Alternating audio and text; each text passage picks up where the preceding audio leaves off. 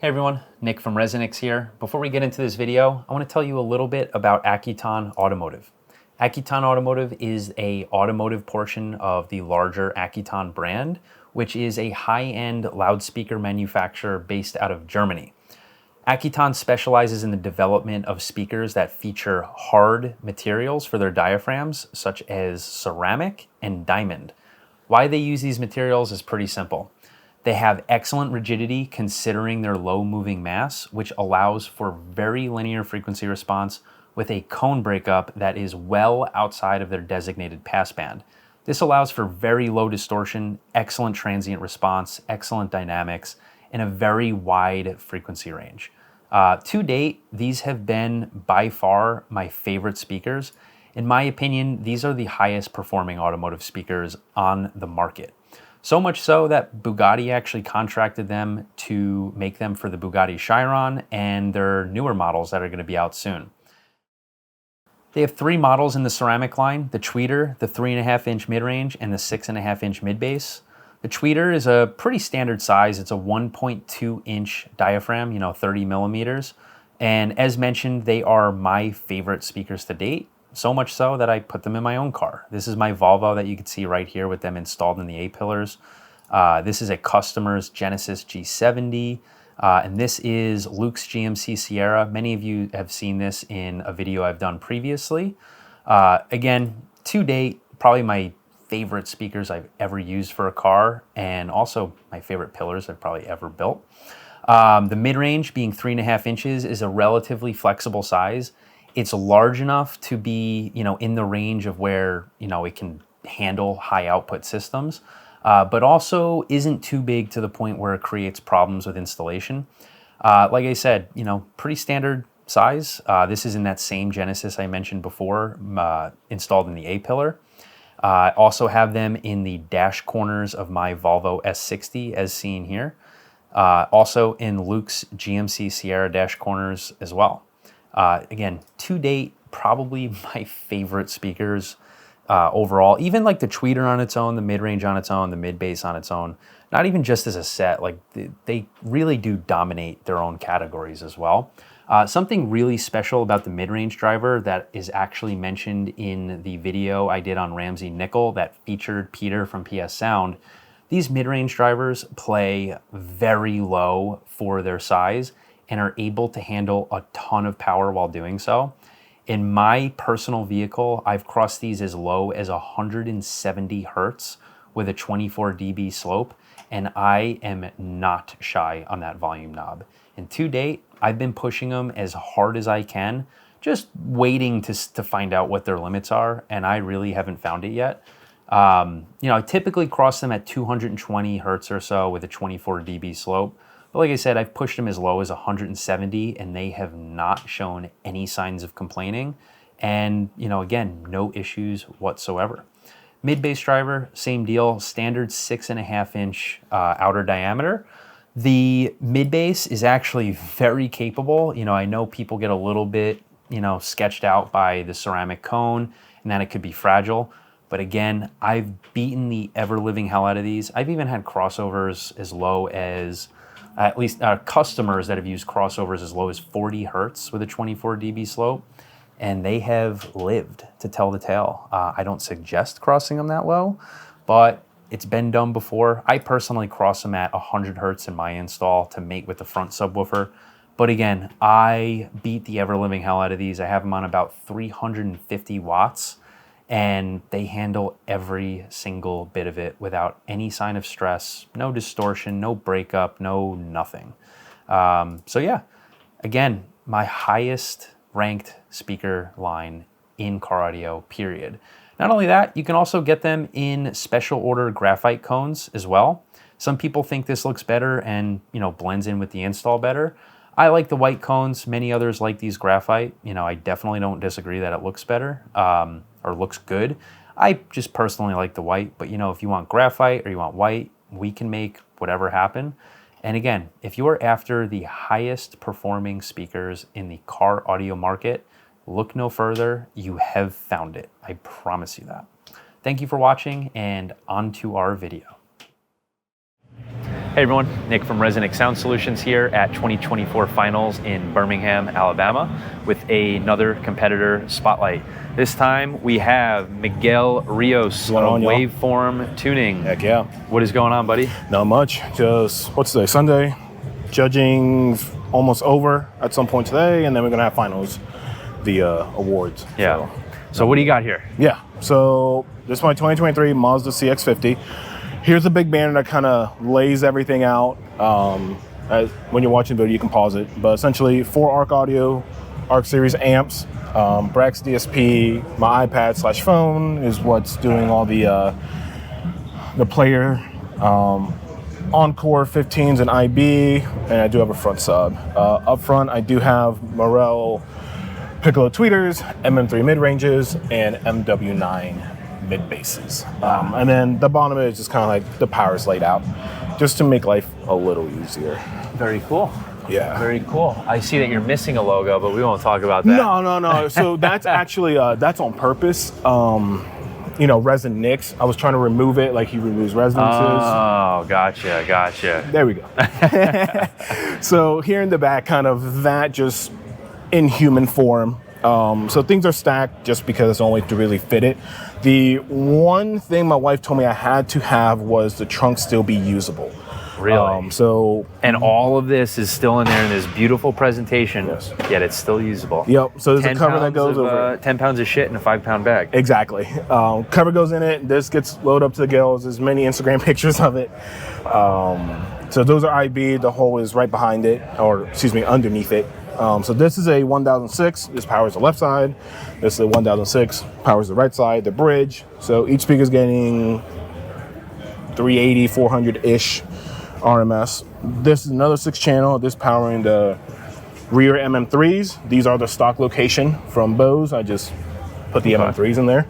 And this powering the front sub. And then this here is powering the 2 rear subs. And then this little $5 general thing. Okay. Yup. Yeah, I think you mean little opposite end of the spectrum Maybe. Everyone asks me, he's like, hey, is it phenomenal? Yes, I love it. Yeah. But have you had what other processors have you had in here? I've had the auto control when I very first started back like 7 years ago. That thing was terrible. And then just everything Helix. And then finally last year, the Ultra, and then went to Give me 1 second. I think I have a smudge on my lens. Do your thing. I keep seeing like a glare. All right. Anyways, sorry about that, guys. No, you guys are fun. Actually, that is a lot better. Oh, yeah. Wow. Yeah, the sunlight was like glaring all over the 3D lens. now? Yeah. Nice. Yeah. So you've had audio control, God bless you. Then you had Helix. Now you have the Brax, which is the big bad brother of Helix. Yep. What sort of differences have you experienced upgrading from Helix to the Brax processor? So that's a hard one to answer for me, mainly because when I put the Brax in, I also changed the install. So it wasn't a fair one-to-one swap. It also wasn't like a 1 day. No, it was 2-hour thing. It was 7 months. Oh, okay. Yeah. So it's hard for me to really say, but I can tell you this: does it make a difference? Yes. Is it worth $7,000? That's up to your pockets. Yeah. But my opinion is, most people buying these expensive equipment would rather have half of that money put in sound deadening. It'll make a bigger difference than this Brax will. Or sound deadening, or tuning. Or tuning. Yeah. And I mentioned Miguel Rios of Waveform Tuning, but we actually didn't talk about what is Waveform Tuning and what do you do? For sure. So, long story short, last year I was looking at kind of what the market was doing in the audio world in terms of tuning. And I saw there's a whole bunch of remote tuners, Nick being one of them, or was one of them. He still does every once in a while. I only do it, I would say I consistently only do it for people that purchase Helix products from me, and I help them out as like a courtesy. Yeah. But for remote tunes, sometimes I'll pick them up, but usually I won't. Whenever you need a new tap, that's when you start doing remote tuning. Actually, you're not wrong, because I can't really do anything for like 2 or 3 weeks after. Yeah. So I'm like, hey, I'm sitting at my computer all day. Anyone need it? Let's go do something. Yeah. But so there's remote tuning, and then the U.S. is very big, unlike Europe, where you drive 4 hours and you're in a completely different country. You're in 4 hours, you're still in Florida. Yeah. So I was like, okay, people are driving to Texas, Mike Myers, Natan, Brian Mitchell. but no one's going to them, and not everyone has the ability to just And go. people are driving to New York too. All right, don't leave me out. God, he's so rude. I'm sorry. And there's a whole bunch of others, but long story short, I just saw that it was an opportunity for me to go to people's homes and tune their vehicles in person. Originally had the JL Max, and it's a tool, and it worked, but personally for me, I always had to fix some things on the back end by ear, and that's why I didn't ever do remote tuning. And I'm guessing that's so then I switched over to Natan's M7NB. Everyone is fully 3D printed one of one, so that's why you have all the Waveform logos and whatnot. I got the signature edition. No one else has that. Yeah, it's a special magic. But it's just a lot more compact. Uses smart, so transitioning from... It actually uses a layout of microphones that has scientific research and behind some correlation to the way the human hears. So yeah, when I put this in, I can almost guarantee when I hop in it, things are going to make sense. Yeah. And that's mainly the reason why I switched over. Not saying people who have a Max can't use it and get great results. That's what I'm saying. I'm just saying for me and for Waveform, this works out better. I actually had one of these. It got stolen from me. Oh, nice. We won't talk about that, but I loved how simple it was. Yes. The other ones, you have all these wires running around. I had my own mic arrays that I've built. I've had, I've used the JL Max. I've used all sorts of stuff. But this one was really surprising because it's all just running off of a Cat Ethernet cable. And plugs right in. Exactly. Super easy. Yeah, you have this little harness for all the XLR cables, which is tiny, and then it goes right into, like I said, that Ethernet cable port, and you're good to go. The other cool thing about this for me was this is universal. This can fit in anything. I don't need a specific headrest with metal. I mean, I could just pop this in. Yeah. So that goes. By the way, this doesn't go around anyone's head. This goes around the headrest. And then this gets, right attached into on the backside of it. So yeah, that's kind of why I switched over. I really enjoy it. I have retuned a lot of cars with it. What are the challenges of a measurement system like this versus something more simple? Or do you think someone who's just getting into tuning, we have another guy right here. What's up? Talking about tuning. Yeah. How you been, What's up, my brother? What do you use? You use an array? So I use a combination. I do use I use a JL Max or something like that to do impulse and look at phase. You know what I mean? Yeah. But usually for RTA, I use single moving mic. Yeah. Okay. Yeah. Cool. Thanks for your contribution. Yeah, bro. Get out of here. This isn't your interview. And funny enough, talking about moving mic, and to answer your question, to start off, don't get one of these. Just get the little UMic 1, $75, and learn how to use UMic 2. I never suggest the UMic 1 purely for a reliability standpoint. Agreed. All right. But some people who are just getting into it that just spent who knows how much and wife's already pissed at them, 75 is a lot more palatable than 300. It's not 300. It is 200. Is it? Yeah. So I might be wrong. I'm gonna disagree with Miguel there. That's fine. Don't go with the UMic 1. Go with the UMic 2. It's much more reliable long term. The last thing you want when you get a microphone is over time something starts happening to it and it starts measuring inconsistently, and you don't have the ears to really verify 100%. that it's doing such.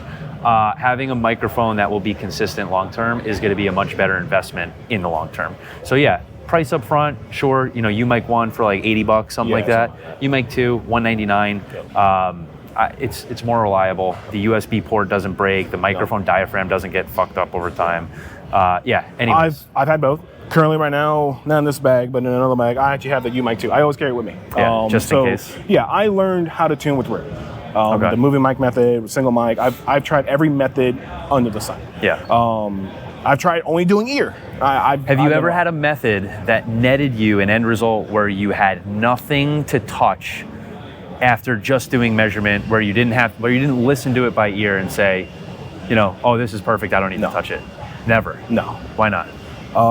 Vehicles, acoustics, resonances, the list can go on. But the vehicles itself, mainly resonances, will dictate what that curve that you put in sounds like. Yeah. So that's why Waveform does it in person. So when I hop in it, I'm like, okay, 100's a little hot. That's a typical 100, 250, 315. Yeah. Bring it down. You know, or the impulse response, the microphone was placed just a little bit off, and that can change everything. How things 100%. image, how things line up. And that's another reason why this mic, has it perfectly in the center. You don't have to really worry about, oh, the mic was positioned a little bit wrong. It's fixed. So no, every single time I always have to do stuff by ear. And typically what I notice that people who only rely on measurement tools, they sound incorrect, for the lack of better words. To put it easy. And I'm not going to sugarcoat it. That just, it is what it is. But the people who took the time to listen by ear, make some adjustments. If you probably RTA my car right now, it probably looks atrocious. Would not lie to you. Yeah. Not atrocious. You'd be like, oh, why isn't this fixed? Yeah, why is this a cut, or this doesn't look right? Yeah, why do you have a peak here? Why do you have a dip there? Like, what's going on? It needed to happen. Yeah. For it to sound the way Miguel wanted it to sound. Yeah. And every single time for Waveform, I don't tune for competition. Who's Miguel? Why do we care about what Miguel listens to? Yeah, exactly. Aren't you here just to impress judges and other people? 100%. No. This is my car, and this car is tuned for me. If the judges like it, awesome. If they don't, cool. I'm still driving it home, and I'm going to really enjoy it. Yeah. And Waveform doesn't tune for competition. I'm not saying you won't do well, but I tune for you. So I'll make adjustments for your taste. I'll put you in the front seat, and whatever you want to change, we'll change it. Typically, when I'm done with it, like the Silverado that you know of, Kelly. Yeah. Typically, they're pretty happy with my taste. Yeah. But if not, I've had customers ask me, hey, can we turn up the sub 20 dB more? Sure. Oh, let's have fun. I don't care. Jesus. It's your car. And I was like, oh, I want center in front of me. And I want no information from the right. Okay. I've had it happen. You'll explain why it's wrong, but you'll do it. I've tried. I've done the same thing where customers are like, no, I want it to sound like this. I'm like, dude, you just spent a lot of money in the sound system. Yep. You sure you want it to sound technically like incorrect? And at the end of the day, it's their car. Yep. And 100%. They paid for it. They want it to sound a certain way. There they go. Enjoy it. That's another big thing is a lot of people spend so much money on, let's say everything sound dead and equipment's great, whatnot. Yeah. But they just can never get the tune right. And they're constantly searching speakers or RCA cables or whatever. Let me cut you off again. Yeah, please. It's really funny that you said this. Just this weekend alone, I've heard multiple cars that had apparently, quote unquote, like good tuners behind it. And I'm just like, ooh. Yeah, same here. Shit. Yeah. And multiple of those people say, yeah, next year I'm upgrading speakers or I'm upgrading this or whatever. And I'm like, you don't need that. Whoa, just fix the tune and then go from there. I helped two people. Like I said, I was like, hey, long story short, I put it much more elegantly than this. I was like, hey, can I grab my laptop and like fiddle around with this really quick? Yeah. And both of them were like, yeah, you know what? Sure, screw it. I have presets. Yeah. Whatever. Exactly. We can add another preset. And sure enough, both of them were like, oh shit. Exactly. And I've done it. This is what I could have had this entire time. Yeah. And it's like, for sure. Quick adjustments. Yeah. And, tune your car. And you and I both, when we come to competition, I don't fully tune anyone's car at a competition. It's just not happening. I want to help other people out. Yeah. I mean, if I can put my ears in it, that's why I bring my U mic too. Yeah. I use Rios, I see any peaks, I fix it. I use my phone as an RTA real quick if I need to. Yeah. Like whatever, just to help people out. Yeah. So if you ever see me and I'm at a competition or I'm at a DEMA meet, find me. Put me in your car. If I find something wrong, I will let you know. Yeah. And I will try to help you as much as I can. I'm not saying I have golden ears. I'm not saying I'm the best. None of that crap. But at the end of the day, we've both tuned plenty of cars, and it's like, oh, we can identify easy technical issues that can be fixed to make your car better. Well, the funny thing, and we actually mentioned it up in Maine, your car, my car, and the cars we tune, and Peter's sound very similar. Very, very. So you mentioned Kelly's Silverado. Yeah. Kelly is a hobbyist who came here to spectate for the weekend. He actually left this morning. Yep. Very nice guy. I've remotely tuned his car about a year ago when he had a simple setup. And then he's been to multiple other people that have tuning done. And then he had Miguel fly in and do some tuning, which was when? 3 weeks ago. Okay, so it wasn't long ago. No. And Peter from PS Sound being here and him being a Patreon member, he's like, oh, Pete, like, can I get a tune from you as well? Yep. And he was like, sure. So Pete did a tune on it, and I heard Peter's preset and I heard Miguel's preset. And guess what? They sounded nearly identical. Yep. Like, center image was locked and solid on both of them. It had left of center, right of center. Tonality was damn near identical. Small, like, tonality curve differences. But minor, like, genuinely minor. And I was like, these are like the same, it's like the same thing. Yeah. You know? Cool. At the end of the day, if you understand acoustics and how a vehicle related to acoustics works, and you do things correctly, you know, you can only end up with one correct result. Correct. Yes, you can adjust tonality to taste, but like at the end of the day, correct is going to be correct. And when you understand it, you get it. You know, and most people don't understand what correct is. I'm not even going to get into references, but when you show them correct, like you did with several, I did with several here, they're like, oh wow, this is better. Yeah. And then that's it. Then now their mind is molded to like, okay, this is actually is better. Well, beforehand I didn't. And it's just really just showing people, getting people in your car, but like, this is correct, yours is not correct. And it's easy tune things that can get you there. Not RCAs. You already have Focal Utopia, Morel, I don't give a shit. You already have elite equipment. Just tune it, deaden it, and you're good to go. Real quick, and then we'll continue in my car. Reason why I recommend for people to just use RU, it's free. Get the U-Mic 2 or U-Mic 1. But just learn, experiment. I really enjoy the auto EQ feature on RU. It is a very powerful tool, and it allows you to get an understanding of, okay, these are scientific measurements, and your car should follow this trace. If it doesn't, when you and I spoke about this at Maine, that means that's your car's resonances. Fix it, and it'll start getting close. My car's pretty close. Is it perfect? No, it's not perfect. It's still a car, especially on the right side. I have an airbag up top. I put 0 sound deadening there. I value my wife's safety you're not gonna, over car audio. So especially on the right side, when I do that, most people here would give up their entire family for 1 point on the score sheet. No, I do not care. So that was a big thing for me. And I know on the right side, I have to use a little bit more bands of EQ, and I might have to do stuff by ear to get it correct. Where on the left side, no, I've done ResoNix to the gills on everything possible to make this thing solid. Cool. So yeah. So another cool thing about Room EQ Wizard is, like you said, it's free. But number 2, I understand, like, oh my God, like there's a lot of stuff here. What do I do? Not only are there plenty of guides of people doing write-ups or plenty of people doing videos on YouTube, myself included, but it has a very detailed but easy to follow manual. So any of the windows that you could possibly be using for our purposes are going to be the settings, you know, how the preferences are all set up, the RTA window, and the EQ window. So you read the manual on those pages, you'll understand like, oh, it's just that simple. Then it comes down to measurement method, which, you know, we could talk about for days. But basically correlated pink noise, moving mic method, easy, done. Very easy, very easy software. And also, this is one of the easier, in my opinion, mic arrays that exist. Set up, tear down. But nothing is easier than a USB microphone that you plug one end, plug the other end, and you're moving. You're good to go. Ready to go. Versus setting everything up, and that's why I always bring my U-Mic 2 with me. I use Smart, I use RU, I use whatever I need to use. Honestly, once I'm done with this, if I ever hear anything off, I'm pulling my U-Mic 2. Do a quick measurement, like, what's going on here? So, all right, tuning tips 101. Let's go. Is there anything else back here that you want to discuss? Maybe any hidden secrets? You know, who built this? Yes, so I was about to mention that. So Octave right here. Here, let me go get you some light here. Can you see that? There we go. Oh, that looks nice. So who is Octave? Octave Russ. He's a Russ Belzaz? Yes, Balaz, what I'm saying. I don't know. Sorry, Russ. But yeah, he's met him last year. Old school installer. He does not do flat panels. It's very 3D, molded to the car. If you notice, there are a lot of cues from the vehicle inside here. So these 3 lines of the arc are the same 3 lines that match here, are the same 3 lines that match here. So that's that design.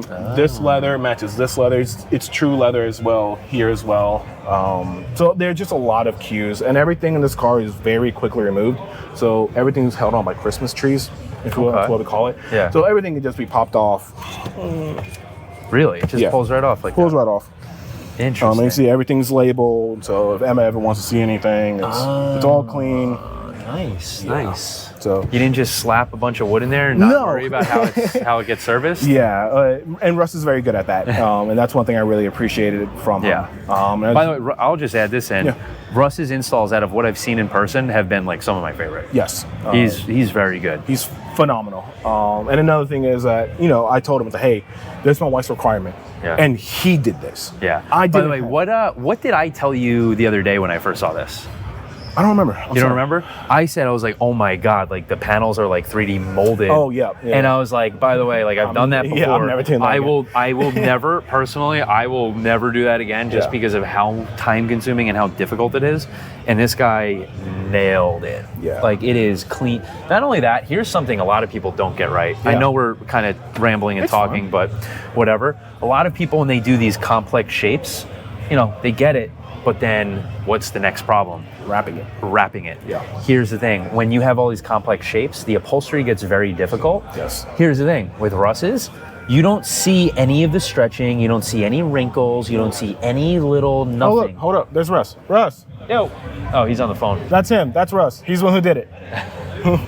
We were just complimenting him. Yeah. He's on the phone. But yeah, you don't see any wrinkles. You don't see any little like stretch marks. You see nothing. You go to any of these other crazy trunks, and I guarantee you'll see these weird stretch marks. People in our industry call it elephant skin. When you stretch leather or vinyl, it gets these weird like lines in it 100%. that looks like, you know, elephant skin.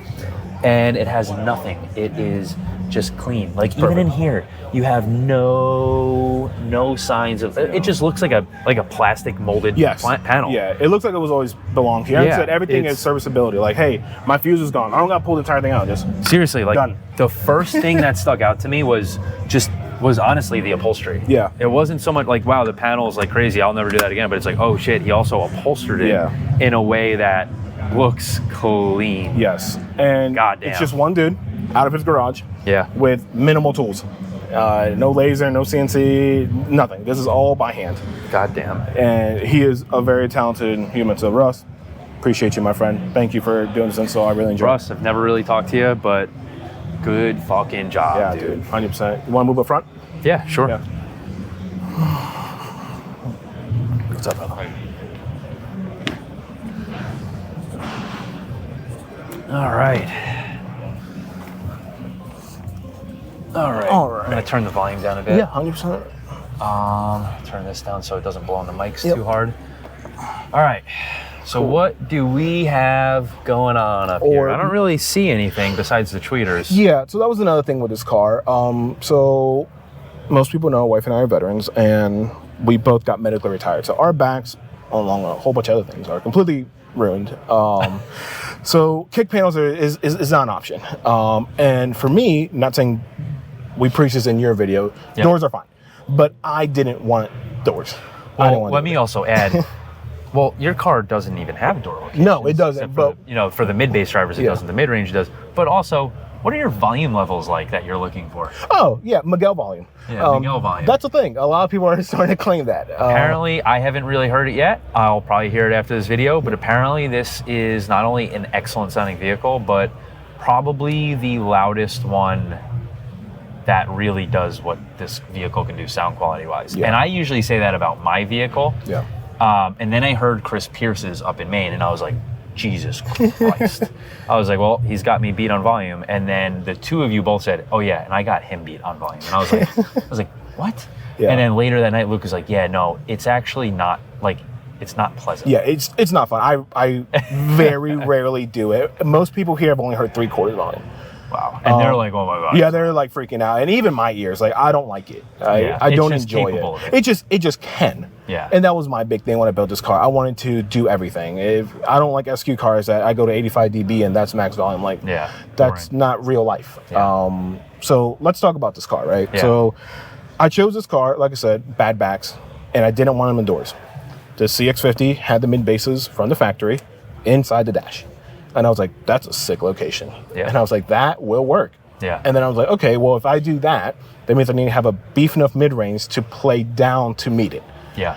I was like, well, Morel can do that in strides. Yeah. So I have, in this car, long story short, I have Morel MW9 Elate Carbon mid-basses inside all the way dash. Up here? Yep, you can't even see it. Yeah, I probably won't even be able to see in that video.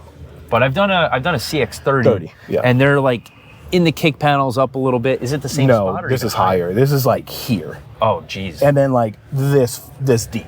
So they're all the way back there. Yes. Oh, that's awesome. Yeah. And this car has a lot more room than the 30. And I'm also a bigger dude, so it just worked out for this car. Okay. I didn't. Yeah, right. I didn't want the mid ranges in the doors, even though it'd be a great 2-seat car. And from the factory, this car did 2-seat decently well. That's not what I was looking for. Yeah. So we pulled the whole dash out and we put the MM3s up top. Where? Yeah, so they're covered by the dash pad, and the dash pad's all nice and glued for competition. But yeah, they're just right here. Is there any way to even see them, or you said it's glued down? It's all glued down. Gotcha. I'm gonna rip it off. But yeah, and guys, find out there's actually no mid-range. Yeah. It's all fake. It's just a grill. Bullet tweeters.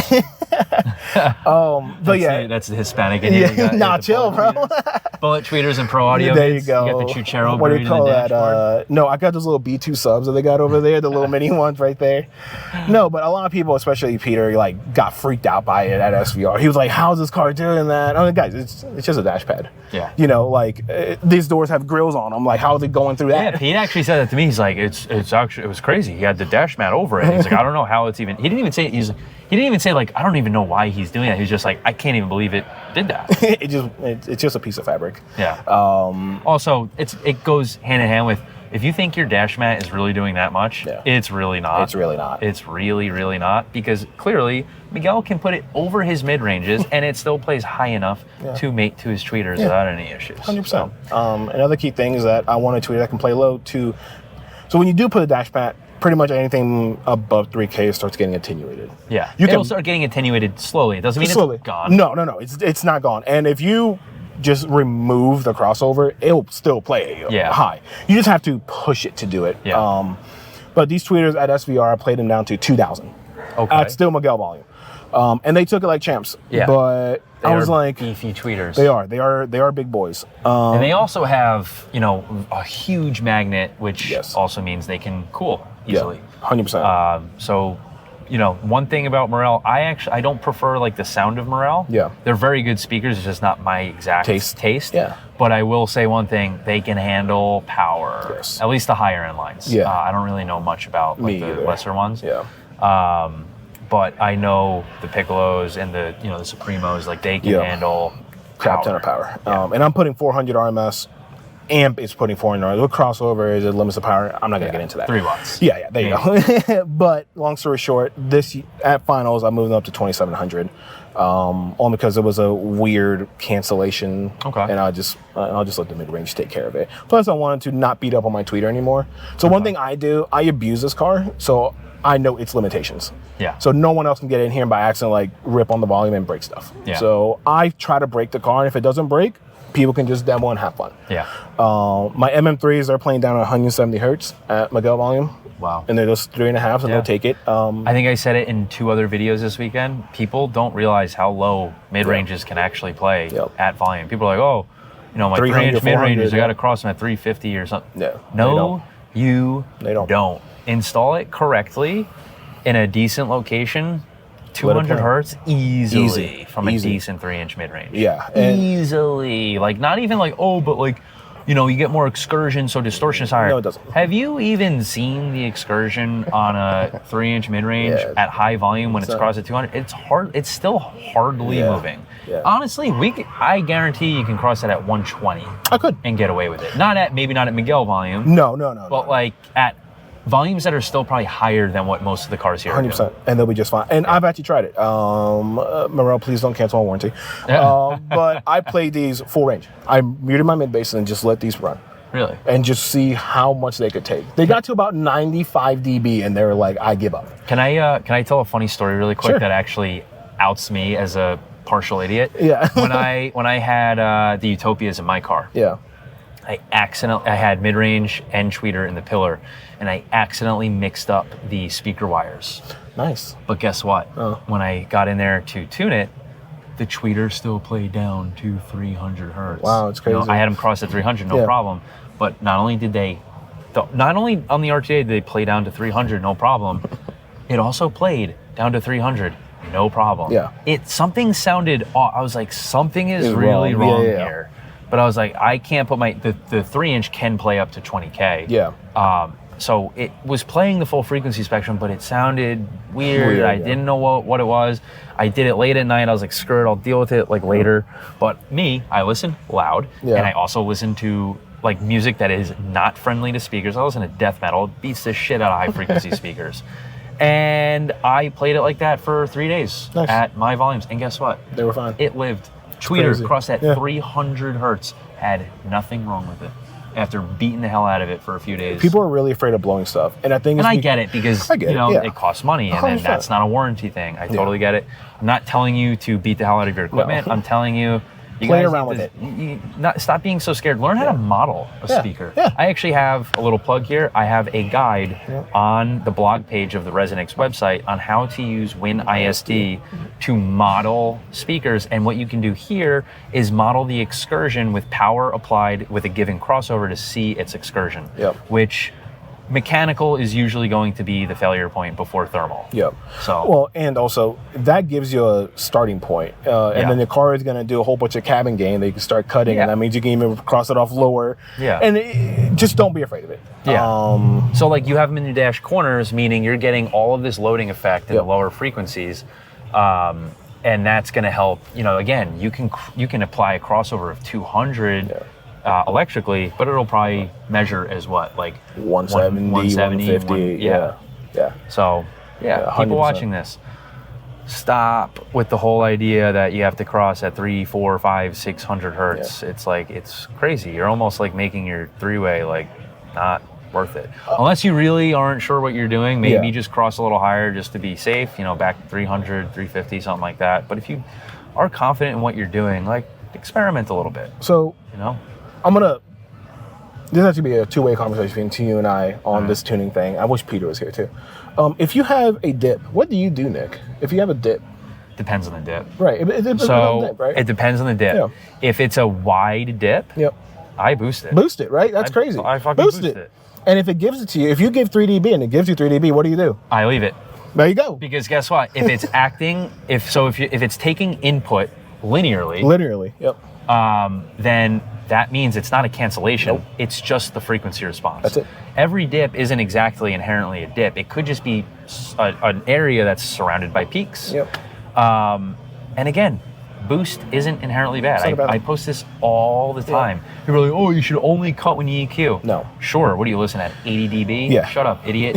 Like maximize your gain structure. Get what you get can out of of your system. And then another thing is that a lot of people just don't realize, you just said maximize your gain structure. That's a key thing. But when you're boosting things, there's no such thing as over EQ. That is another thing. I think I'm not sure if I mentioned it on video yet or if I had this discussion with someone privately. But I had this discussion yesterday.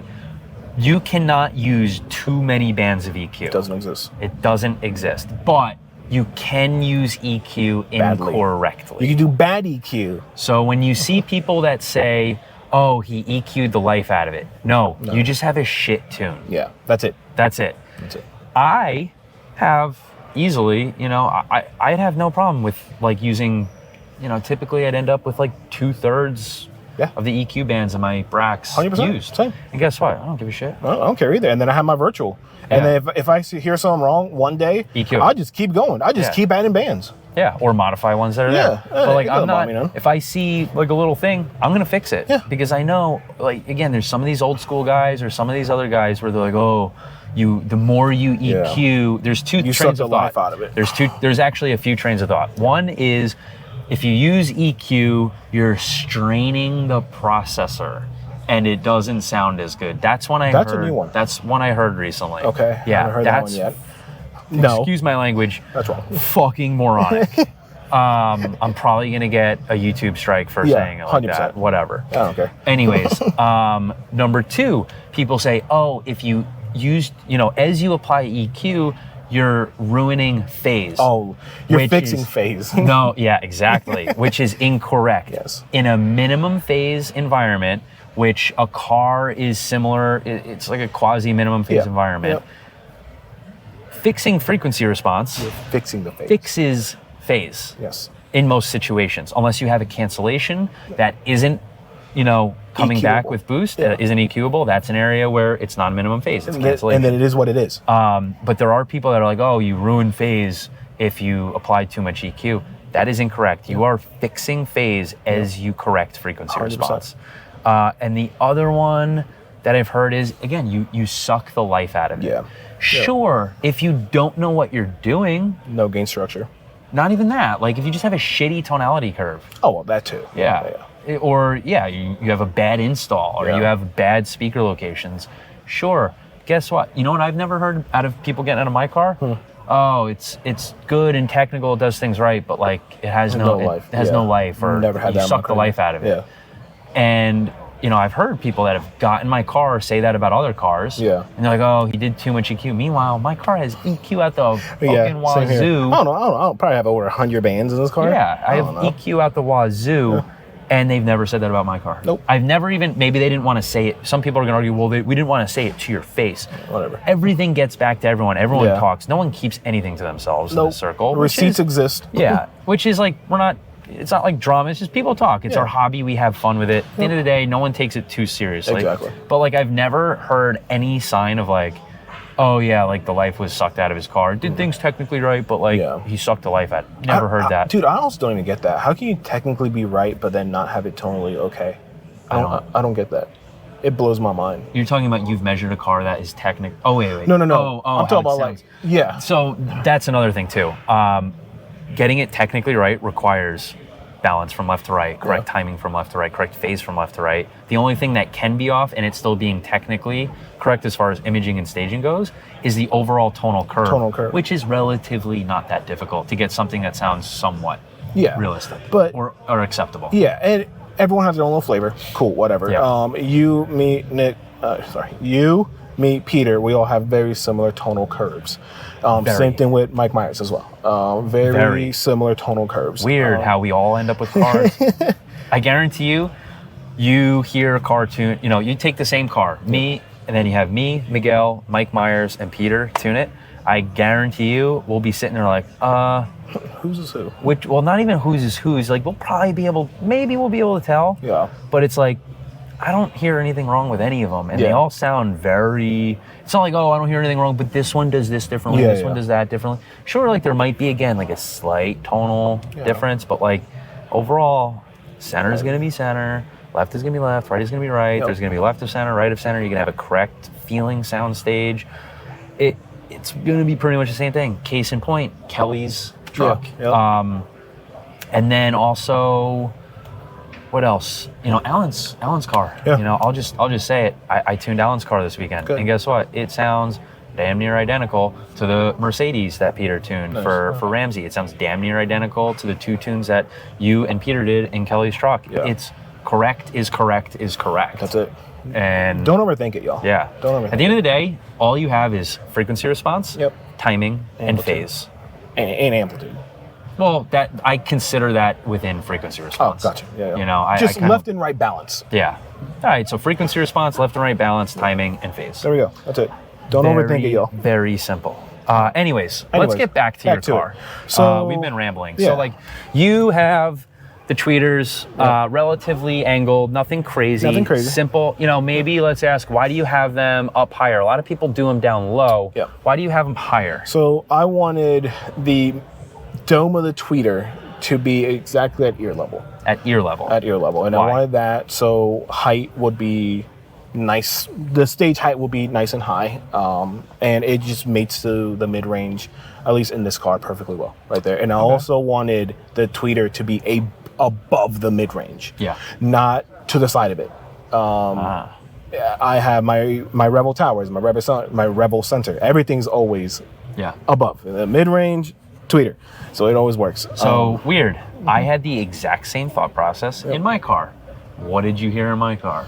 Perfect imaging, nice and high. You know, everything correlates, and left and right also correlate. You know, I don't have this weird left is out on the mirror and then right is all squished in. It's just. So something I want to point out, I suggest it a lot because the higher you get it, you can actually start to bypass the nasty reflections of the gauge cluster hump. The gauge cluster hump is usually the downfall of a lot of high performing sound systems in vehicles, because you have the mid-range, you have the mid-range and tweeter, and it causes a difference in reflections from the right side. It's not that it causes reflection, it's the difference in the reflections from left to right, where the off-axis and reflected content doesn't match that side. The direct will match for the most part. And that's where things you have to start adjusting by ear when the off-axis reflected energy doesn't exactly match from left to right. So I find getting the tweeter a little above that, trying to minimize reflection as much as you can. I got you, bro. And minimizing reflection as much as you can really helps in that regard. I'm gonna touch on that. Okay. How do I say this? Just say it. No, I have to be careful with the words I'm about to choose. Okay, mid-range locations in the dash are the best. Generally speaking. Generally speaking. Yeah. In a car, it is not a home. You have to use the reflections to your advantage. Yeah. Typically. What was so controversial about that? Why'd you have to watch it? Because there are a lot of people that still very much believe on the A-pillars, and that's the best, and the on-axis. Let them think that. We're here to educate the people that want to be educated, not 100%. The people that are set in stone and think they know what's up. This is the reason why I took my show. I'm actually getting a lot of comments on Ian's video. Okay. And you tuned Ian's car, the Stinger, where he had the mid-ranges on the pillar. And I actually commented I think in this vehicle, the pillar is the best location. I would have just, his being right here, I would have shifted it a little this way if I could and totally bypass this gauge cluster. And I said that only because of the shape of his dashboard and how aggressive the gauge cluster hump was. And it would have had too much different from left to right, where it's just get it up here and it'll probably be better. And the car sounded good, in my opinion. You heard it. Yeah, it sounded great. I think it was a really good car. It sounded like, I really wouldn't change anything. But for this car, because last year, I had the mid-range and the A-pillar. You did? Yeah, I did last year. Oh yeah, and you had the tweeter in the sale, right? Yeah, that was Russ's idea, and I could not, for the life of me, get the sound I was looking for. I couldn't. The reflections were killing me. Soundstage was collapsed. The forward horseshoe, where left and right are super in, and then you got this weird center that's super deep, that's just unnatural. And I was driving me insane. So this time I did it the way I wanted to, and I get the soundstage I'm looking for. Can I ask you a question? Yeah.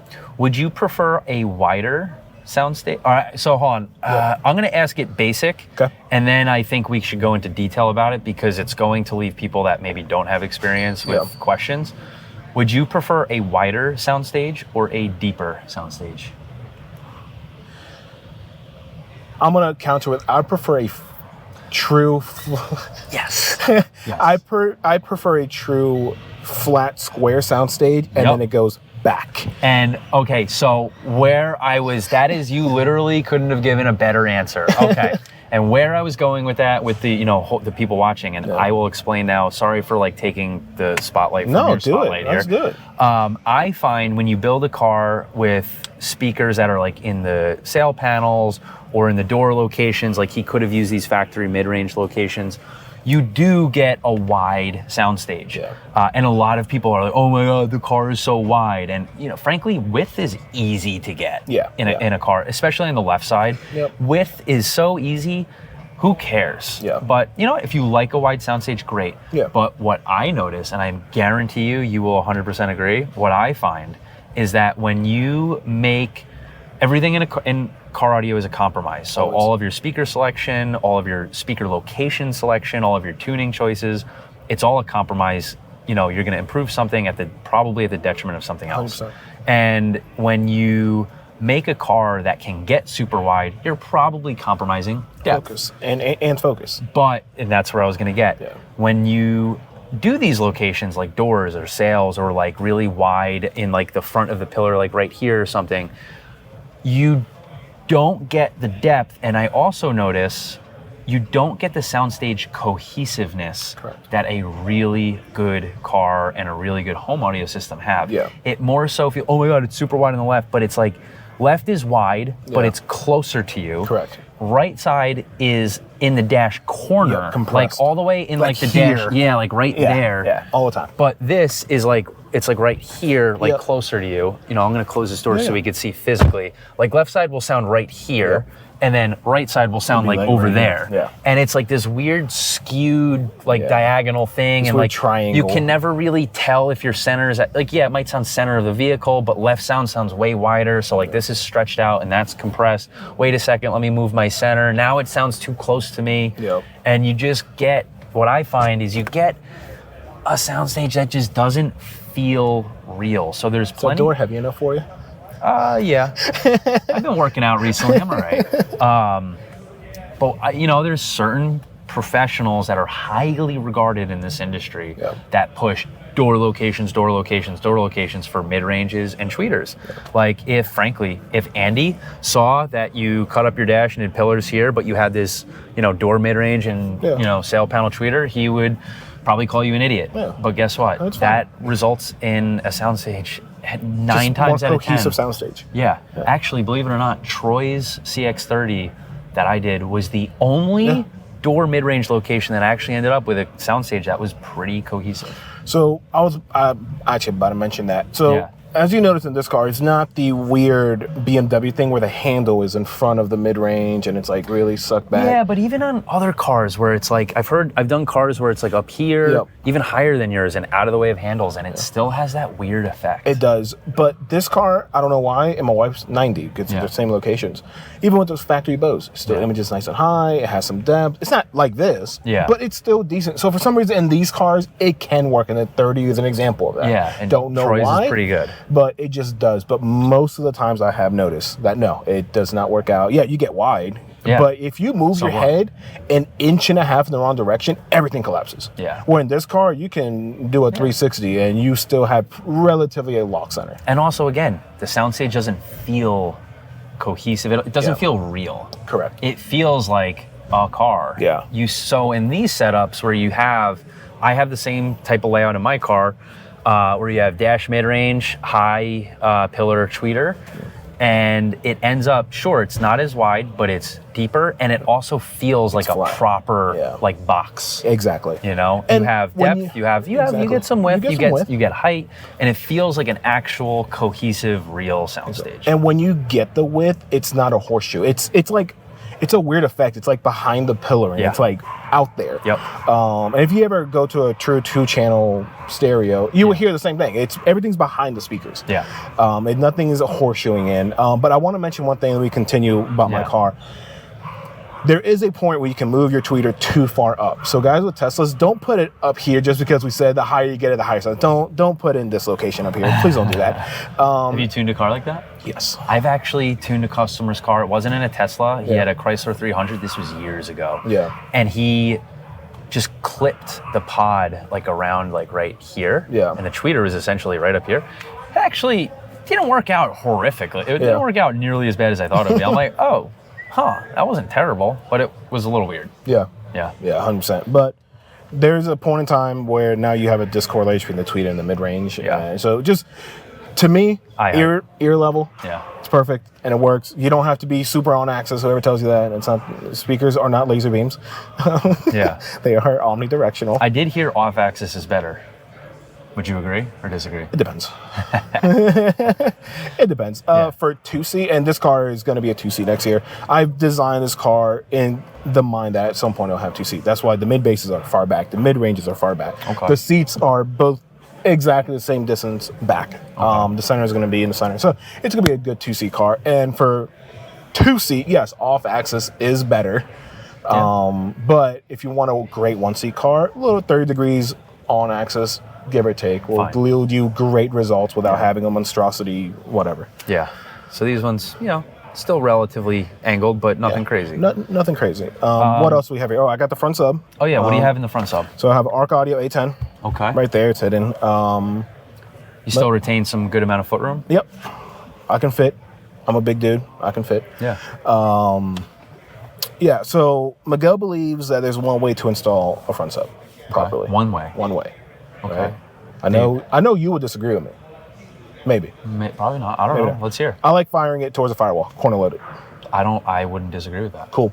Everyone that I always, when I hear the sub, I don't think it's the only way. No. I think it's probably the best way. The best way. Let's put that. The best way. You can install whatever you want. Just don't put it in the glove box unless you're Peter and he actually knows how to. So that's the thing. Peter knows. I discussed this. Yeah. Peter knows, like, you can't just take what Peter does in a video and copy it. No. Because he's taking a million more steps that he just can't mention in a video or show on video. Yeah. And you're not seeing them. And next thing you know, you're going to end up with an end result that isn't what Peter ended up with. Correct. Because you can't do what Peter can do. I promise you that. No. But yeah. Not saying you can't, but he has the background experience that he knows what to fix and what not to fix. Preventative maintenance. Exactly. While the build is happening. Not it's fully done and now you notice your entire dash is rattling. Oh, we got to pull the dash out, fix this one. We got to pull the dash out, we got to fix that one. We got to. Carson at the meet, you know, he mentioned those problems. To be fair, he's like, I did like try to mitigate these up front, and he does have a difficult car to do it in. That generation Porsche, they're very creaky. Yes. The plastics and leathers are good, but they get creaky under too much stress. Especially in cold weather. Yep. Anyways, let's talk about tuning a little bit. Yeah, actually, I want to mention one last thing, and then people can continue. Everyone always gets freaked out by this. It's just a director knob, yo. We just separated it. So I just want to put it in a place where I don't have to reach. Neat. So you have the director's there. Director? Yep. And then we have so look at this. The volume doing that. Look at that. That's it. That's pretty neat. Yeah. So that's all it is, yo. Russ did that? He sent it to somebody. Apologize, whoever you are. Thank you for doing it, by the way. I just don't know your name. But yeah, so I just wanted that. I didn't want to reach. I didn't want to do anything weird when I'm doing it. I'm plugging in this extra battery here because I'm running low. The conductor, personally, I think is a better value, and it does everything the director does. I just already had the director, so I used it. Cool. So yeah, but that's it. So people always ask me what that is. Sorry, hold on. I'm trying to get this plug in. I don't know what the hell's going on. Anyways, so hold on. Let me pause this. All right, we're back. Sorry, I had to plug in a cable to charge this GoPro battery because we are burning. Anyways, let's talk about tuning a little bit. Okay. What is one thing that you learned about tuning in last year that upped your game?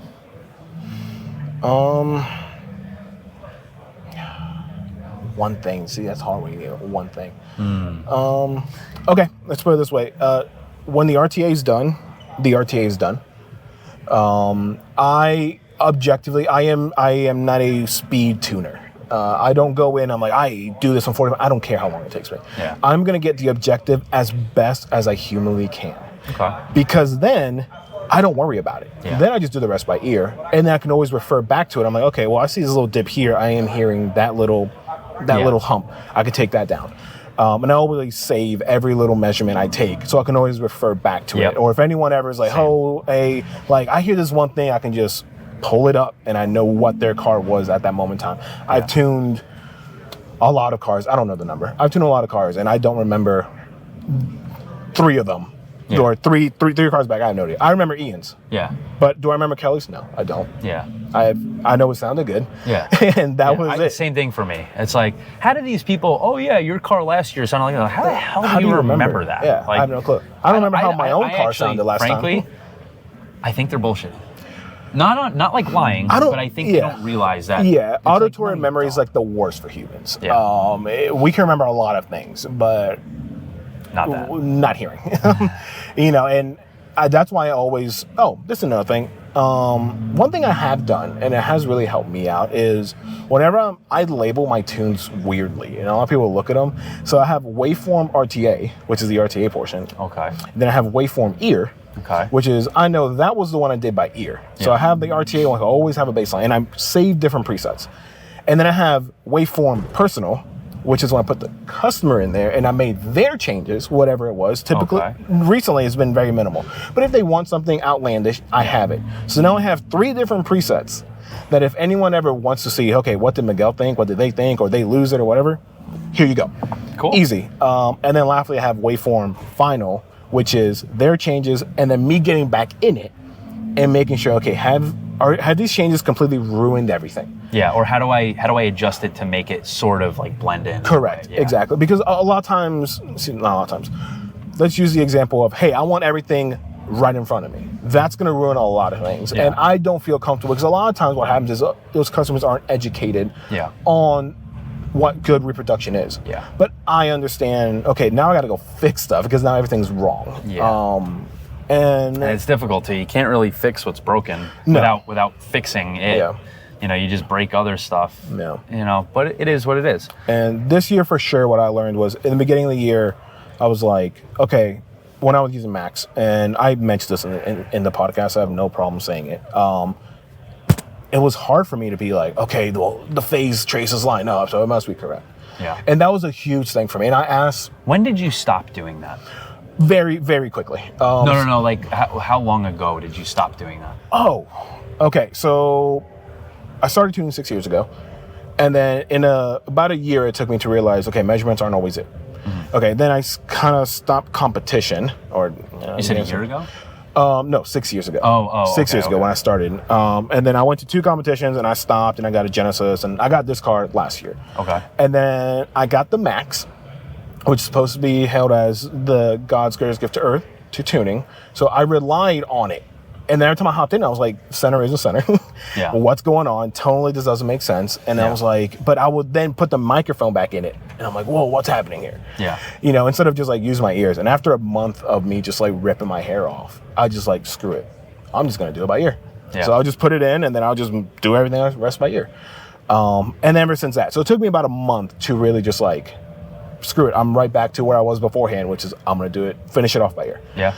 And now that's just the way I always do things. And now you have a much better capability of doing it by ear. Yeah, 100%. Yeah. And I learn. You know, I'm always trying to learn something new. No one knows everything. I also think we should mention, like, it's not a good idea if you haven't really been tuning or aren't great at tuning. You probably shouldn't try doing it by ear. No. The only reason people like Miguel or myself or like Peter are capable of getting in and making these tunes better by ear is because we've been doing it for so long that we understand the changes we're making and like how it correlates to what it's presenting up here. Yeah. We also can hear things like we've heard pink noise in a car a million times, and we can hear different things. And like I guarantee you, if you're not that experienced, trust the microphone more than someone like me and Miguel would, because you're probably going to end up with a better result than mostly or only trusting your ears, but you should still trust your ears. If you hear something that's off, something's probably off. Oh, another thing that's kind of cool, we mentioned earlier, auto EQ doesn't suck. A lot of people just don't know how to use it. Yeah. And it can make your process that much quicker. I had this conversation at dinner last night. Yeah. It was me, Pete, Ramsey, Kelly, and then someone who I've known on the internet for a while but never met him in person. His name's Tim. But I didn't know he's never really done a system and never really heard any of these cars. He was just in the Strictly Sound Quality group for years, and I've always knew him, always enjoyed, you know, seeing his comments and chatting with him. Yeah. And he came out, we invited him out to dinner with us, and he was asking questions, and somehow auto EQ got brought up, and I was like, by the way, like, I guarantee you, like, he asked, like, oh, what do you think of, like, the auto-tuning functions of, like, some of these processors? Like, are they good? And I was like, it's only as good as the person behind it. Exactly. None of these auto-tuning setups, in my experience, have been able to just get in, hit a button without even thinking about it, and it sounds great. Yeah. I'm able to make it sound good using all of the Helix auto EQ and auto time alignment stuff, and I'm sure you can as well. I'm sure Peter can as well. Because we can read it and be like, okay, we have to limit the bands to like these resolutions or in these areas, or, you know, do the timing this way. Or it's small things. It's like very minute things, but they can have big differences in end result. What do you find if you go to someone's place and they've done an auto EQ and you open up your laptop and open up the software? What do you see immediately? Every band has been used. Yeah. Every human nothing band. Wrong with every band used, but there's no, it's like, oh, you use the auto EQ. Yeah, you use auto EQ. It's like the first thing. And it made it perfectly flat, and and the other thing too, you probably didn't take an average correctly. No, exactly. You know, you probably held the microphone like 6 inches in front of your face, or you probably stuck it in the headrest without you in the car. Yeah.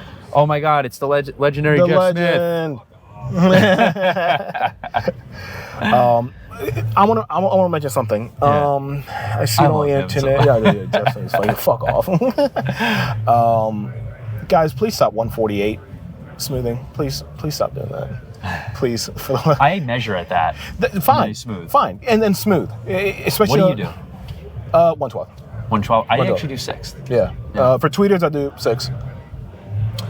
Okay. Everything else, actually, as I get lower, I will typically go higher if needed. You know, on the mid-bass, mid-range, mid-bass sub.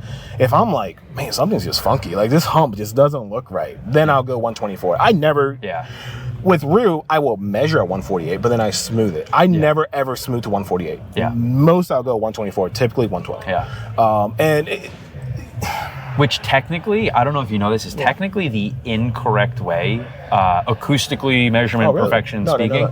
It's actually technically not correct, but it still yields me great end results. Yeah. But here's the thing. So it's at the sacrifice of having those 148th measurements and having that resolution if I need it. Yeah. But then bringing it in and making it easier to understand. It's not as much of a difference where it's actually going to be noticed, but technically it's not correct to smooth after the fact. So you should be measuring out what you want. You should technically be measuring at what you want, but it's such a minute difference. Take this, it's such a minute difference that it in reality doesn't make enough. And again, we're going in by ear anyway. Yeah. So I learned something new today. That's awesome. Yeah. I always try to learn something new. Always, every day. That's my goal. What can I learn today? I don't know everything, guys, and I will never claim to be the best at anything or whatever. I do. Okay. You know, my goal is, you know, I respect Nick a lot, and I know you've tuned a million cars. So I've asked you, I was like, hey, dude, how do you do tweeter? You know, and that was more of like, I know the way I do it. Do you have something that you do that can make my life easier and the customer's experience better? Yeah. And we came to the same conclusion, ear. Cool, got it. So we both do it the same way. But if not, cool, let's learn something. Yeah. So, what else can we talk about in this vehicle? What do we got going on? So are your mid-ranges just down flat there in the dashboard? No, like what kind of cutting did you have to do? So not much. So we did take the entire dash out. Okay. Only because I wanted to deaden behind everything. So behind the dash, there's not only full disclosure, everybody, I use more than one brand of sound deadening, big whoop, right? It's fine, I don't care. So I use Stinger Ultimate, is just what I've had laying around. So that's what I use for my CLD. Yeah, they're also local to you, right? Yeah, exactly. So you go to their warehouse and pick it up. Yeah. So I use that, but then I love the fiber mat stuff. I love that thing to death. So we took the whole dash out, CLD it, I also clayed it, and I also fiber matted it, and that's why this car is so quiet. At around 80 miles per hour, this car is like 61 dB quiet. It's very, very quiet. I worked my ass off. Is it quiet because that's what the car was, or because of sound deadening? It's definitely a lot of this sound deadening, fiber mat, all of those things. I went to extreme lengths, like the wheel wells, you saw it. I lifted the car up. All the under trays have been removed. All the plastic has been CLD'd. It has been clayed. It has also been fiber matted 45. Or the new is called the fiber mat black 1 inch. 1 inch, thank you. Every square inch of this car. You know what? Can we actually show that?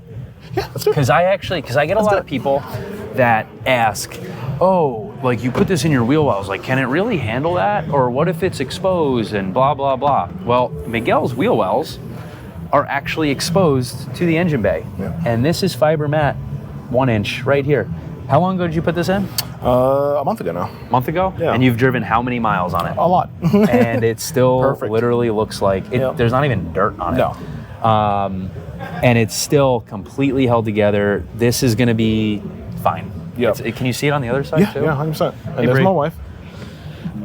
Yeah, you can still see it. It looks brand new. So for those curious about, can it really withstand that? Miguel's wheel wells are exposed to the engine bay, which is like worst case scenario. And yes, it can. And it makes a huge difference. You only see this part here. I'm going to move around so you can see. Yeah. So I took this part. If anyone has a 50, you got clips, and this just pulls out. Then you got a million clips. You got to take the wheel off, and this comes out. So I CLD'd it, fiber matted it, the actual wheel well itself, as you saw. Yeah. Then all of this, I have also the same thing. So I took the fender. Yeah. And I sealed. I didn't take it off, but I CLD'd it. That's all. And then I fiber matted 45. So it's not only here, but it's also here. So I'm sandwiching it. So you just have a bunch of sound. So any sound traveling off this tire, just going that way in general, is mitigated. absorbed. These Michelins, I did a lot of research to find the quietest tires that this car could have, and these Michelins were the ones I ended up with. Cool. And like I said, on the actual dash itself, this fiber mat, 1 inch behind it. You just can't see it. Oh, if anyone ever wants to take out the dash on a CX-50, take this off. There's a bolt here that's holding the dash. Really? Yeah, just letting you know, because that took me about a day to figure out. Should we hop back in and talk about more stuff? Yeah, let's do it.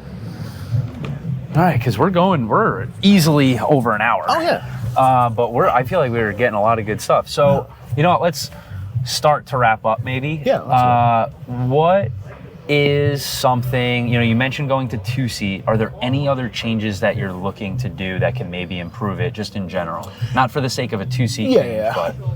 In this car, honestly, you've maximized it? I think I have. Right now, many people have heard it.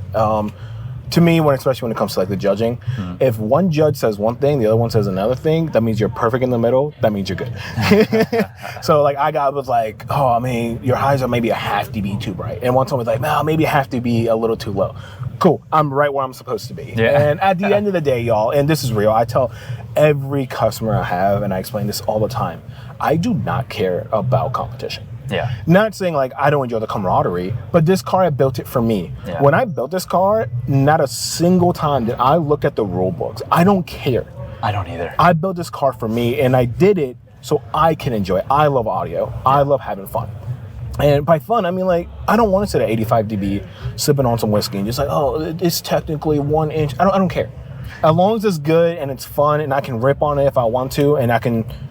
Oh, that's another thing. What? Let's talk about that. Oh, squirrel moments. How many tunes do you have, Nick? How many presets do you have? 1. Wow. Yeah. That's crazy. Why? Because that's all I run for every organization and myself. Oh, you don't have one for Emma, one for Ayahuasca, one for Mask, one for Mecca, one for ECA, one for WCA, one for this judge, one for that judge? I have Weird. one. Weird how correct is correct is correct. Yeah. Oh my God. Yes, there are subjective preferences, but God damn it. Yeah. And you know what? I want to throw this out. Yeah. I've had this discussion twice this weekend already. Like we have this tune for Ayahuasca and this tune for, this organization. And it's like, I understand combating, like if you get to know a judge and if you know they like more bass, sure. If you want to play the game. If you want to play the game, sure, that's all fine and dandy. Yep. But don't sit here and be like, oh, Ayahuasca likes more bass because their tracks don't have enough bass. No. The tracks are the input signal is the input signal. If it's correct, it's correct. It's correct. That's it. You shouldn't be tuning to correct what the tracks are. It's mind-blowing.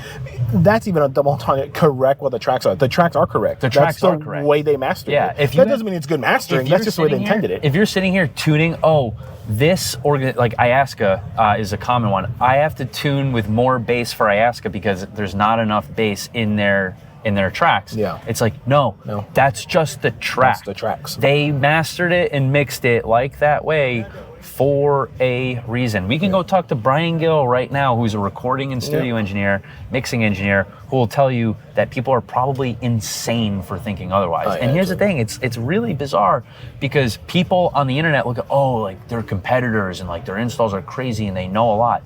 Frankly, no, they don't, because a lot of these guys still think that, I need to tune to fix the tracks. It's like, dude, you clearly don't. It's like 101. The input signal is the input signal. Yeah. The only thing I have, full disclosure, I use the dynamic EQ feature on the Which Brax. is great. And the tone control, I've got this car where tonally, I don't care about tone control. I never use it. I love the tone controls. I had it forever, but I just never used it. Yeah. Mostly because the music I listen to is very, I listen to a lot of death metal. Abrasive. It's not even really just that. It's, I listen to a lot of death metal. It's a very small industry on that side of the music industry. Yeah. And, when you listen to pop or hip hop, there's so much more money in that side of the music industry, and like everyone uses top level mixing and master engineers, and they all end up with a very similar end result. In the music genre I'm mostly into, it's a lot of independent guys. Some of them are great, some of them are not, and like you end up with mixes that are just like totally different from one another. Some are very hot on the top end, some are hot on the low end. So I use tone controls a lot just to account for that. For sure. But the dynamic EQ is one I want to look into, but I also use my OEM volume. So it doesn't really benefit me. I'd have to use my conductor as master volume, but that just accounts for equal loudness contours of our own ears. Yeah, well, not necessarily, because you know the Helix has two different dynamic EQs. One on the input side, one on the output side. Yeah. Yeah, so if you do on the input side, it could still work. Yeah. Oh, wait. No, because I have digital input. Yeah. So it won't. Maybe I can ask them to add it. That'd be cool. Hey, add at least dynamic EQ for the digital input. That'd be sweet. That would be sick. Yeah. That would be really sick. That'd be game changer. Actually, how does that work? Because I thought it only takes, on the output, the number, essentially the number on the director is, this is the number, so this is where we're changing on the input side, so you know how you do it tries to do it smart. So so IO, you know, the little, and then you got the little What tab. I'm saying is, how does it know what the input volume is? I got you. Give me a second. All Damn. Right, sorry. When you go there, it's looking at how much signal dB it's getting into it. But is it taking an average, or is it taking that specific instant? It's taking that specific instant. That's what it's doing. Yeah, that's not very, I don't think that's a very accurate way to go about it. It's all you can do on the input. It's all you can do. It's better than nothing. And honestly, I have used it not for dynamic EQ post. It's to correct a lot of dynamic EQ that the factory systems have that they no longer want. Yeah. So that's really what it's for. Yeah. But I'm saying, like, if you wanted to, you can also kind of use it the other way around. Yeah. I think the better way would be doing it, if you have the option, doing it on the output, because it just takes the, what the output level on the conductor or director is set to, and applying the curve based on that. On the input, you can't really predict what the input signal is. You don't know what the factory volume head unit is set at, and new music is dynamic, so it's it's taking an approximation. So the reason why I did it was because I know my car can get really loud, and I know at certain volumes, equal loudness curve, I want to attenuate the high ends a little bit. So I adjusted, so essentially at 0, it's -3 dB down. Yeah, easy. And that's it. And so it's everything in between. The Helix does it itself. So every little click, it does its own math. Am I boring you? No, I'm tired. I got like 2 hours of sleep last night and the night before. But yeah, so dynamic EQ, that's really what I use in this car. It's really nothing crazy. I set it at 2K, and that's it. Yeah. 2K, call it a day. That's actually what I have my tone control set. Oh, there you go. Yeah. Crazy, right? There's nothing fancy in this car, guys.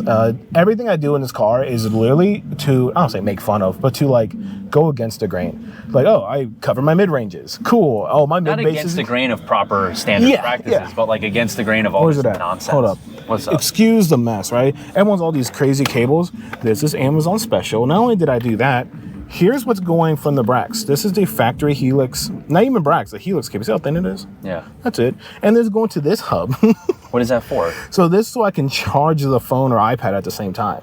Oh, wait. So this is, you're playing through USB direct to, you're going the Beck USB? The Beck, yeah. So yeah, I have all of this. Yeah. This is all, I have all this. Guess what? It sounds the same. Sounds great. No biggie, y'all. Cables, I don't think cables make a difference. That's me. I've tested, I haven't heard anything yet. Yeah. I just, frankly, I use the cables that I distribute, and which are the solderless RCA, which are like, I honestly, after how easy and great those things are, I don't care how much of a difference there is in cables. Like I couldn't picture myself using anything else just based on how easy and awesome these things are. Yeah. And anyways, you run Class AB, I run Class D. Those are Class D? Those are. Yeah. They're still pretty big. They're fairly big, but they have a lot of power. They have a lot of power behind them. Yeah. But yeah, I run Class D, and originally people like, oh, Class D sucks. No, they don't, guys. Class D does not suck. I mean, Brax has now moved on to Class D. Yeah. Amps can suck, but it has nothing to do with its topology. No, 100% not. What else, dude? I think that's about it, right? I think that's about it. Yeah, there's a whole bunch of dogs. Yeah. You want to show people the dogs? No, I showed them in Brian's video yesterday. I think that's. Well, that's their dog. Have you shown them our dogs? Yeah, what? Oh, your dogs? Yeah, they're right here. What are they doing? Come on. Oh my God. Where are they? Stay. Oh my goodness. Here are the pups. Hey, baby. So this is Elise. Turn around. Come on. This is Lily. Come on, over here. Come on. Hi. There you go. Nope. There you go. Oh, you're so sweet. There we go. You're so sweet. All right, I guess we'll end off on that note. We're going to play with dogs now. Bye, guys. We'll see you later. Miguel, thank you very much. Thanks, Nick. Miguel wanted to get my reaction to its volume. If I blow something, can you sponsor me some Accutons on video? You know what? Fine. Yes. 0 dB it is then.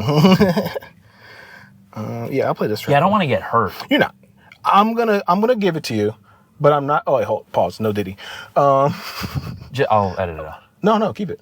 Oh, what? Why not? Oh no. You said pause. I think I meant pause the video. No. I said I'm gonna give it to you, and then I said pause. No Diddy. Oh. I thought you meant pause video. No. So I'm gonna start at half and just work my way up. How about I work my way up? No, fuck you. Get off. All right, fine.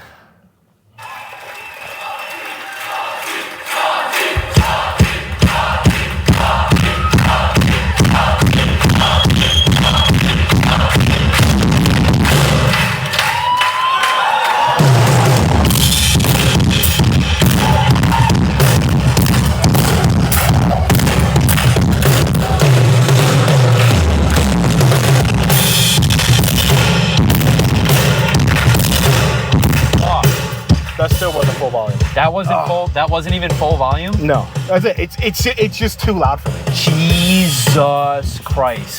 It's honestly too loud. What's the weak? Let me ask you this. Yeah. What is the weakest link as far as output goes in this vehicle? I don't have one. Well, what driver is being pushed the hardest? The mid ranges. You think so? So they're if you wanted to get more, you'd have to go with a bigger. I'll probably have to go with a bigger, or a more sensitive mid range. Not necessarily. I would just have to move it from 170 to like 200. Okay. And then they'll be fine. So here I'll play another track for you. But so this is the way my crossover is laid out. If people want to know, my 9-inch mid basses are playing 85 to 170. Mm-hmm. That's it. Because they're 9-inch mid basses and they can do that very well. Yeah. And they could do that all day long at even louder volumes than that. They're not gonna break. 80, they're not even like really sweating that. Yeah, no, they're moving, but they're perfectly fine. They're not sweating. No. 10-inch front sub playing from 40 to 85. What sub? Front sub. Which one? The Arc Audio A10. Oh, right. Yeah.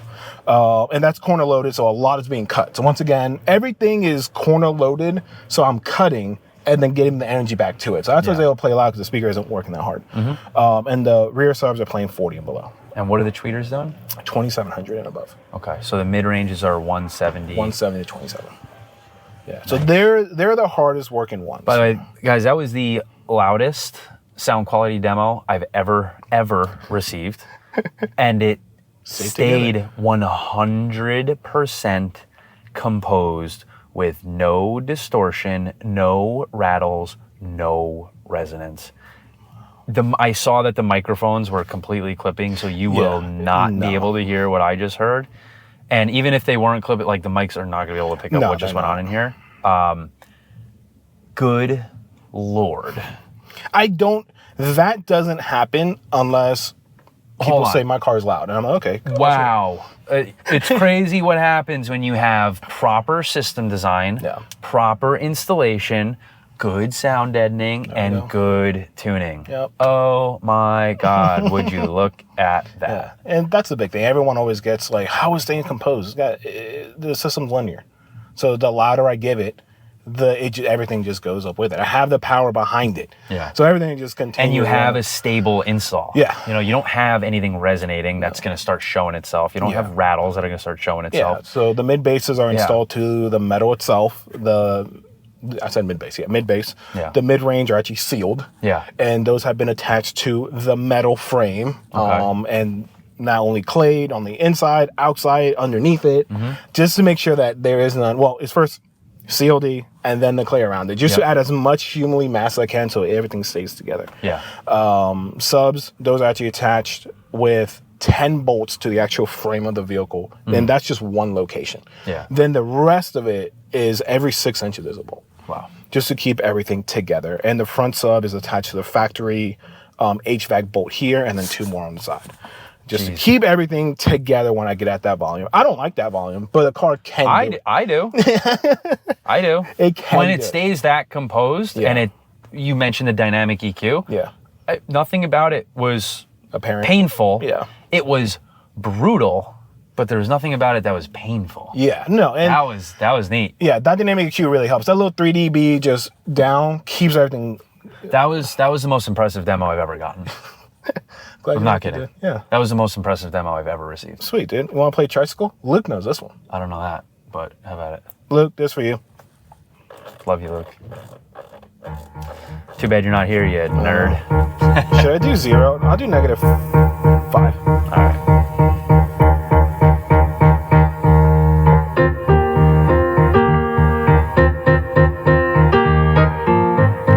Is this gonna get like crazy or something? Oh, fuck. There it is. Want to do 0? Fuck it. All right. Nope, give it to you. Do your thing.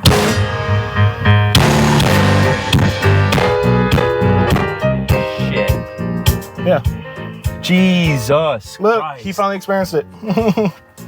Yeah, this is, you have me beat on output. Yeah. You have Chris beat on output. Yeah. And it stays, it stays 100% composed. Stays together. And It's not like, oh, it stays really close to what it is at normal volume. No, it stays identical. My ears hurt now. Yeah, a little bit. Yeah, they do. God damn. But yeah, and the coolest part, and I wanted to do this, that when you hop in the car, it looks like nothing happened to it. Yeah. Which is a big thing. I hate that you can't see these tweeters. It drives me insane. I actually love the way they look, Yeah. but I hate that you see them. Because it'd be super cool to have the same thing and like then Build them into, maybe do that next year. Build them into the pillar and That's wrap the it over. plan. But I have to extend the pillar so much because how big they are. Oh, there's a huge magnet in there. Yeah. That's the only problem I have with them. It's my only gripe. Yeah. That is what it is. Yeah, it they is look what it good, is. so Yeah, whatever. They're pretty tweeters. All right. Yeah. We're going to get out of here. All right, y'all. Thank you for the demo. Thanks, Nick. Probably the most impressive demo I've ever received because, again, it sounds incredible, like a top-level SQ car, but good Lord, does it smack you in the chest. Holy It can shit. get down. Should I play Jurassic Lunch? Yeah, you know what? Do that. all right. Do that, too, before we get out of here. Oh, Yeah, might as yeah. well. Car dialing. Is that on Apple Music? Yeah, dude. Everything's on Apple Music. I won't do this one full volume. I'll do half. I can't do that anymore. Why? Just because... No, dude, my ear will it's just too much. Oh, come on. Do a little more. All right, I'll give it a little more.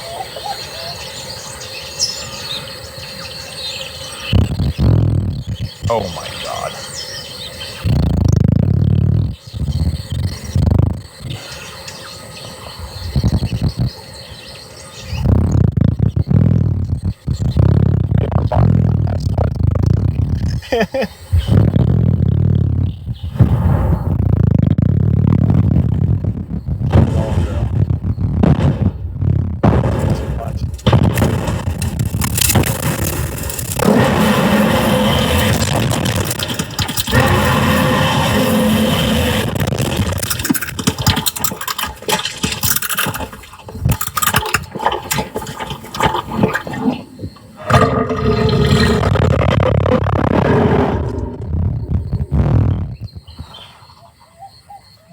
Wow. Yeah. Cool. No. Cool. That really messes with my ears. Yeah, that's a lot of low frequency. Yeah. Like it feels like your ears are like popping on an airplane. Yeah. So that's the only song where I have some like movement back there. I don't know what happens. It's just so low frequency. Yeah. Oh, I'm getting judged now. What up? Guys, I'm about to get judged and I just sent this car. Oh, okay. No, come in. No, that's okay. Come sit on my lap. I don't have a schedule, so I can. Come sit on my lap. No, just judge right here. Come on in. Yeah. Yay. A little touchy-feely. All right, we're gonna get out of here, guys. No, you Miguel, got it, y'all. thank you again. Of course. Joe, get in here. Yeah, you got it.